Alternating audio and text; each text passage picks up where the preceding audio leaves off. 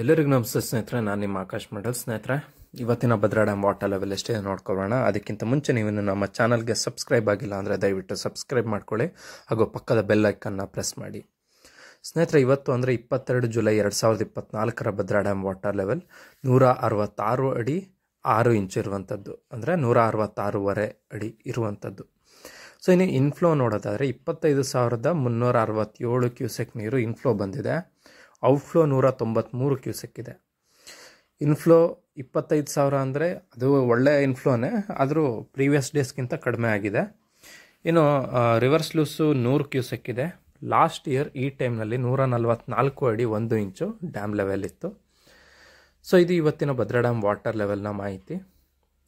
Bhadra dam total capacity ಇರುವಂಥದ್ದು 186 ಅಡಿ. ಆ ಲೆಕ್ಕದಲ್ಲಿ ಇನ್ನೂ 20 ಅಡಿ ತುಂಬಬೇಕು. ಸೊ ಇದು ಇವತ್ತಿನ ಭದ್ರಾ ಡ್ಯಾಮ್ ಮಾಹಿತಿ. ಧನ್ಯವಾದಗಳು ಸ್ನೇಹಿತರೆ.